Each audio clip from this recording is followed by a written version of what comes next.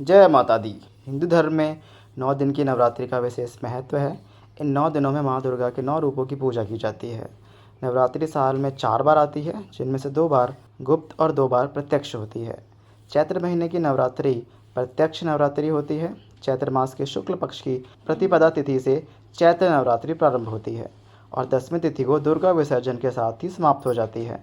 चलिए आपको बताते हैं साल 2024 में चैत्र नवरात्र कब हैं, कलश स्थापना का शुभ मुहूर्त क्या रहेगा और अष्टमी नवमी की तिथि कब रहेगी।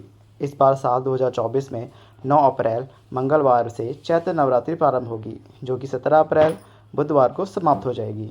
नवरात्रि में मंगलवार और शनिवार के दिन मां का आगमन घोड़े पर होता है, जिसे अशुभ माना जाता है।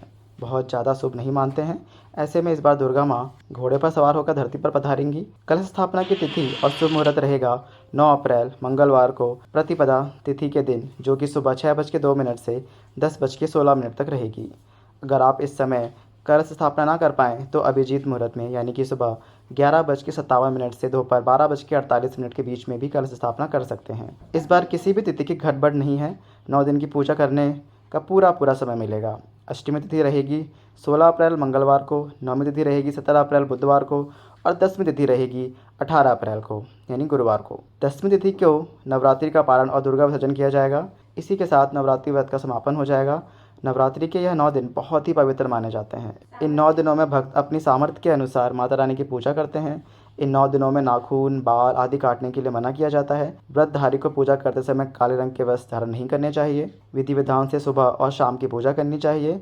वैसे तो कलश स्थापना करना बहुत ही शुभ माना जाता है, लेकिन आप किसी कारण से कलश स्थापना नहीं कर पाते हैं तो बिना कलश स्थापना के भी आप नवरात्रि के 9 दिन की पूजा या 9 दिन के उपवास रख सकते हैं।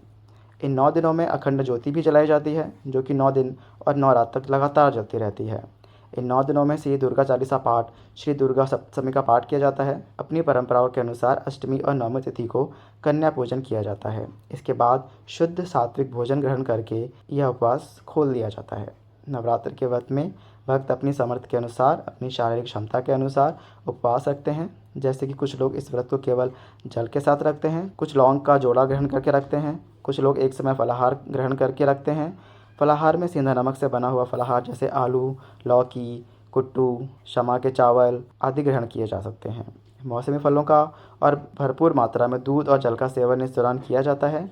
लेकिन जो लोग व्रत भी रखना चाहते हैं लेकिन बिना अन्न के नहीं रह सकते, वह इस व्रत के समय शुद्ध सात्विक भोजन, जो कि सेंधा नमक से बना हुआ हो, लहसुन प्याज रहित हो, भोजन भी शाम के समय कर सकते हैं। कलश विसर्जन या दुर्गा विसर्जन नवमी तिथि के बाद ही करना चाहिए। तो 17 अप्रैल बुधवार को दोपहर 3:14 तक नवमी तिथि रहेगी। इसके बाद 10वीं तिथि प्रारंभ हो जाएगी। ऐसे में आप इस दिन शाम को सूर्यास्त से पहले तक विसर्जन कर सकते हैं। आपको यह वीडियो कैसी लगी कमेंट्स करके हमें ज़रूर बताएं। वीडियो को लाइक करें और ऐसे ही पौराणिक कथा कहानियों के लिए हमारे चैनल को सब्सक्राइब करें। धन्यवाद।